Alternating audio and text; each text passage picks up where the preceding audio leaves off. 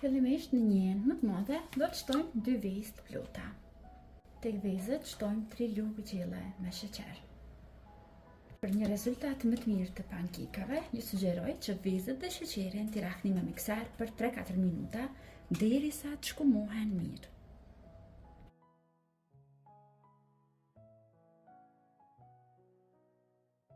Vazhdojmë tani që ta shtojmë qumshtin. Qumësht në total do të përdorim 300 ml.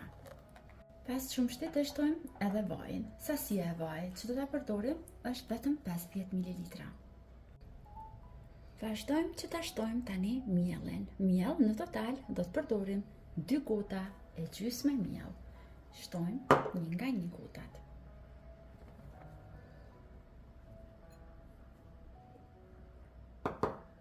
Edhe një gjysmë gote tjetër. Vazhdojmë shtojmë edhe një pako pluhur për pjekje, si dhe një pako me vanilj sheqer. Përzijem edhe një herë, derisa masa na bëhet bashkë. Dhe brumi i pankekëve është gati. Tani duhet vazhdojmë dhe t'i fërgojmë. Tani merrni një tigan. Çfarë do lloj tigani që ju zgjedhni të përdorni? Unë po përdor një tigan Inkas për pankek.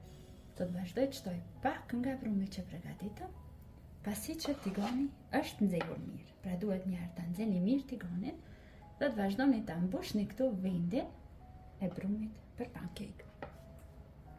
Pankekt i kemi gati. Gjithçka që ka mbetur tani është që t'i shërbejmë dhe t'i shijojmë.